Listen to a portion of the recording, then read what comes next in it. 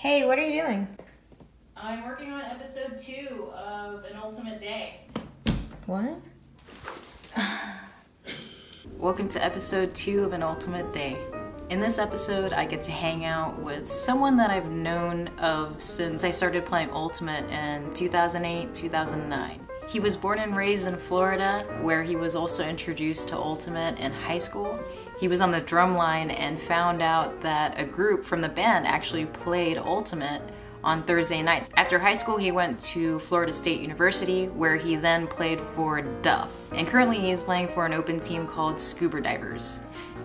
I've always been a big fan of his. I knew him for having long blonde dreads. I never got to tell him this until this day. Despite some of the audio issues that I had, it really did turn out to be an ultimate day. Now I don't want to give too much away, so I hope you guys enjoy.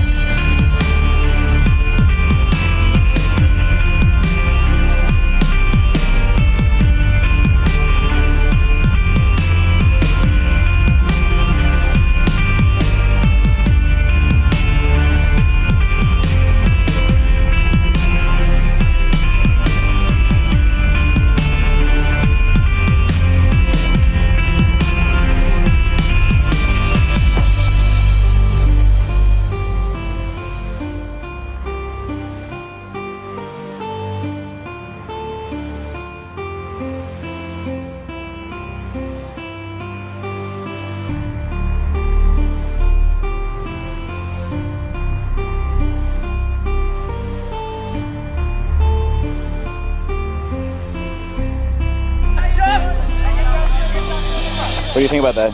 That's pretty hot. We made it.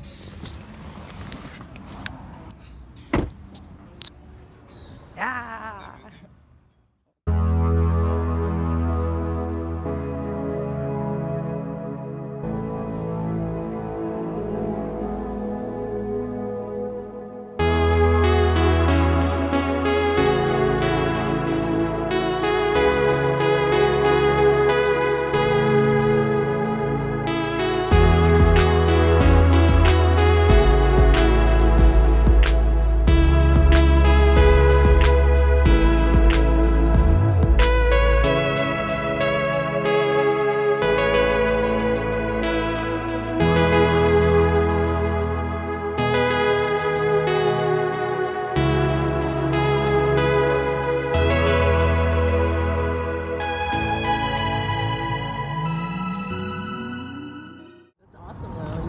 Something that you're passionate about, and I love that. Because everybody's got that something. Yeah, for sure. You know, it's in them to begin with. I definitely think it's an education thing and also parenting thing. I think you're right on the money with that, and I'm really sympathetic to that. My daughter was not planned, and it's really easy to overdo the responsibility and just be like, all right, I'm gonna work 80 hours a week now and make sure they've got everything that they need. Essentially, somebody else gets to raise their kids. Your time and you being there is that's what they need. Exactly. It's a tough thing that a lot of people got to deal with. Is I go back and forth with this. I'm a pretty big gamer too. I don't What do you play? I haven't really been playing anything for the past 6 months or so, but before that, I was like hardcore Destiny for 2.5 years. Nice.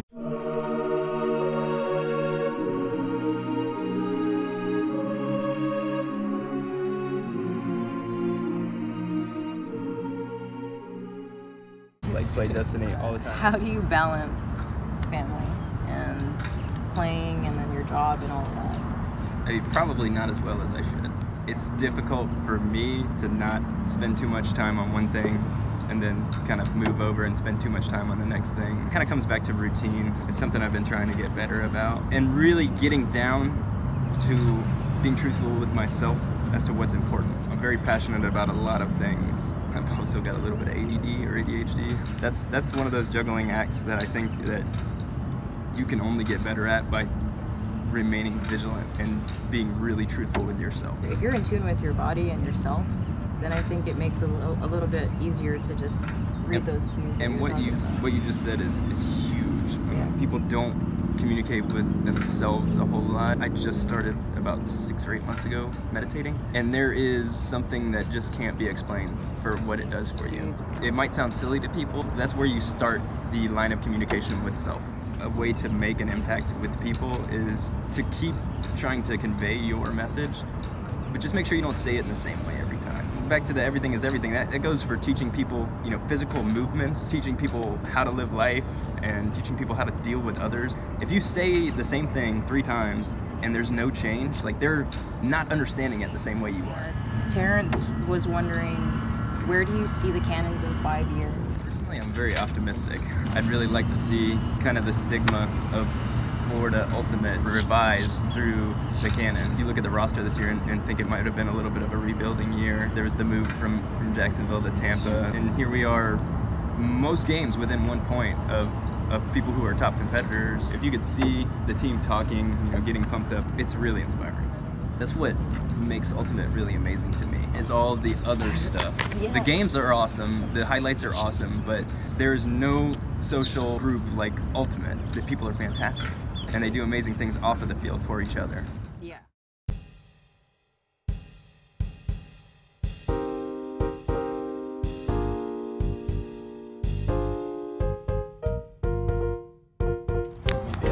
Ex-tournament fisherman, I like to take like 6 rods everywhere and have 10 pounds of tackle. I always love fishing just like from a purely fishing aspect. I was raised always waiting for something that was never guaranteed. My wife and I were walking around a lake one day fishing, and actually she was just watching me, but thanks, honey. I guess I don't even realize I'm doing it, but I guess at this point I've said to her like 10 times, like, oh, this is the cast, there's a fish right here. She was like, you say that every time. And I thought about it for a second, and it was like, because I believe it every single time. I believe that I'm gonna catch a fish on this cast. Like my dad always taught me that 90% of the fish are in 10% of the water. So you've gotta be able to look at it from the surface and imagine what it looks like underneath. He's just off to the edge. Oh yeah, I see him. Sometimes you can irritate fish into biting. I don't think that that's his bed, but when they bed, they protect the eggs on the bed, so they don't really eat. They just kind of stand guard. I'll see if I can do it here. Oh, look at this pro. This is the one that we were talking about. Wow. Okay, now get the one that's all the way over there.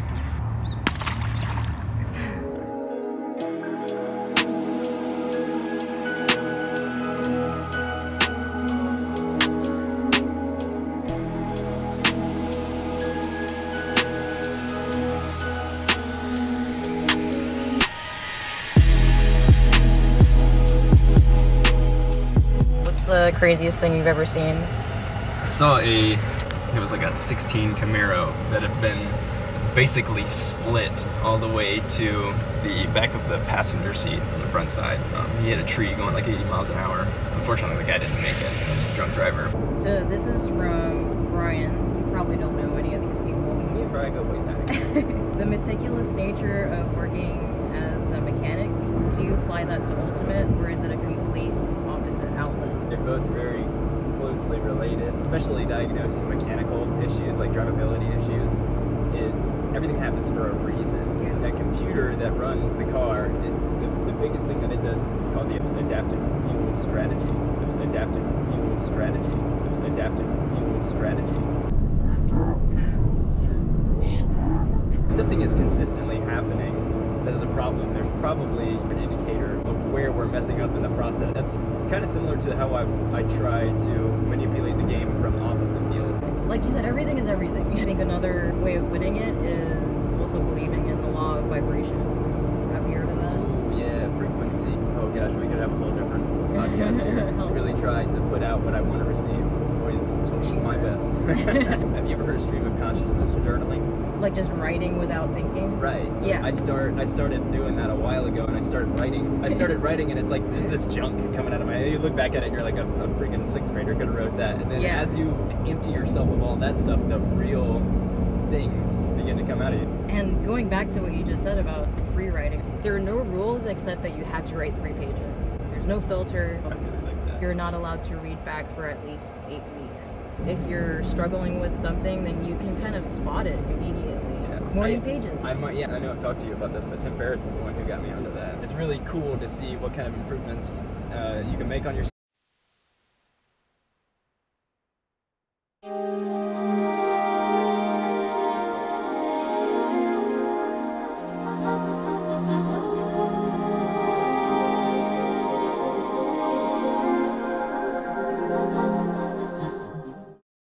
So Jeremy from Cloud9 asks, what's your morning routine?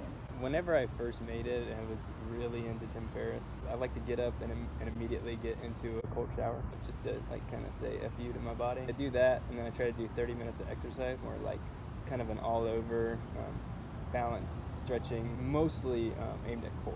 Then I get into a hot shower. Depending on how famished I am, I might eat breakfast then. Always try to start like my writing day with gratitude, usually some type of meditation. And then I'll generally kind of like schedule my day after that. You know, some people though can't stand being alone. It seems like a waste of time. For the first few weeks, I wasn't really feeling like I was getting anything out of it. Something that helped me, I would tell myself, I'm giving you permission to let everything go. Think of nothing. And what I did was I started with a very small amount of time. I started with like 3 minutes, and then I would increase it by a minute every week. Zachary from Fern Gully, what's your favorite thing to eat and drink? I'm kind of an addict when it comes to carbonated water. For food, I like avocado on like everything. Probably the meal that I enjoy the most out of the day, which is funny because I just came off of like a year of skipping breakfast, you know, with intermittent fasting, is breakfast. A couple of days a week, I like to eat fish for breakfast. What kind of fish? Mostly white fish. Sometimes I'll do salmon. Cobia is awesome. It's meat and vegetables 80% of the time, I would say. He also asks, are you into the Fortnite hype? I haven't played Fortnite at all, but I've been busy. I've been busy the last 6 months with scuba divers and trying to help out with the cannons and trying to keep everything that I've got going. And I've got another baby on the way. At some point in the day, I think like about logging into Destiny, or I hear people talking about Fortnite, and I'm like, because people don't read books anymore. I got to be careful of spreading myself out. I'll get into one book and I'll make some genuine progress quickly. Something that I'm just picking back up, Becoming a Supple Leopard. I don't know if you've ever heard of that with book. Kelly Starrett. Yep. And it is pretty dry, but I also didn't have the understanding of movement that I do now. I had chronic back pain for several years. I started really studying the movements, and all of my back problems were coming from my hips, around my glutes. And whenever I started giving that area special attention, it stopped, like it reduced a lot of the lower back pain that I had. What emotions do you feel before, during, and after the game? Do you ever get nervous? No, not anymore. If I had to choose one emotion, it would be love. Like that's what I like to listen to music in my warm-up, kind of ramp up a little bit. After the game, like this is something that I really had to come to terms with a couple of years ago, is to be a gracious loser. I don't like winning a game, going through the high five line and knowing that the other team either hates me. I want to congratulate them. What mental tool do you use under pressure? My past training. That's something you need to remind yourself. Practice is not just going and getting better. You can use it to mentally reinforce your game. Remind yourself, like, I spent all of that time to do this. So I do get nervous before it's always when I'm on the line, and then that's when I use my mental tool, which is it's a lot of talking myself up. Whatever it is that I envision, it's happened before. For example, really wanted to get more hand blocks, or just Ds in general. The way I changed the way I was thinking was, I'm gonna be on defense, but I'm gonna pretend that I'm on offense and that my thrower is just a really bad thrower. Worked. I gotta get it, yeah. Yeah, Courtney from that one community. Here we go. What cross-training exercises or sports do you think best support an ultimate player's athletic development? I try to play sports that are awkward for me. Doing soccer right now, your legs are a lot more busy. Have you tried curling yet? I want to curl so Really? bad. Yes, it is my favorite event to watch. What creates explosive movement, what increases your 40 time, what increases your vertical. Flexibility is one of like the 3 big pieces of that puzzle. It's max contraction of your full range of motion as fast as you can. In the end, like, you realize you got to care more about your body. Well, something I used to do is like play half injured all the time. If there's anything that is like a genuine issue, I'm like, no, no cleats today. Same Z. Does that mean we're old? Yeah. This is from Eric H. I personally am interested in asking these guys what their take on professional ultimate is. If you want to make some waves and share this awesome thing that we all do, sometimes you have to kind of communicate things in ways that you don't really want to or don't feel that is necessary in order to get people to understand. I think what we need to be careful of is to not strip the athleticism portion out of the sport and present that to the world, because what we've really got going on is everything else. A lot of guys and girls who are at the top end of it possibly might disagree with that. They might, think the spirit of the game is kind of silly, but I don't.